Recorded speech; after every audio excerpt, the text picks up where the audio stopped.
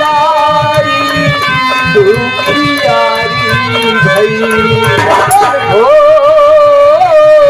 दुखियारी भई अरे रूठी गईले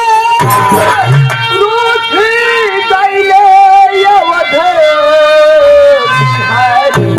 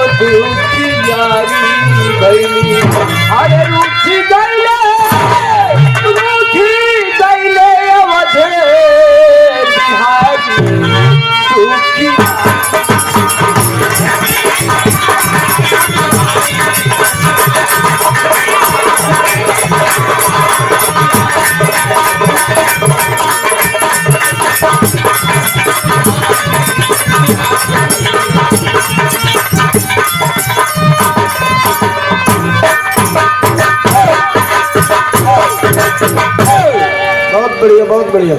सेवा में श्रीमान आप परम आदरणीय समाज के सम्मानित ब्रिजलाल यादव मास्टर साहब मामा कोर्स 101 रुपया जाबा बहनों पाँव लगी। अरे ना जाबा का ठीक है जान नमस्ते। मास्टर साहब ब्रिजलाल मामा कोर्स 101 रुपया का पुरस्कार हुआ। सादर चरणों में नमस्ते प्रणाम बा। 501 रुपया का महा पुरस्कार ऑनलाइन मोबाइल से राजा राम यादव घर मलिकार मास्टर साहब के आप बड़े भैया हैं मामा कोर्स हुआ। पूरे परिवार के सादर चरणों में नमस्ते प्रणाम बा। सब भैया के चरण छू के पहले प्रणाम बा। बिरहा का प्रस्तुति बा, छोटा सा प्रसंग है मास्टर साहब।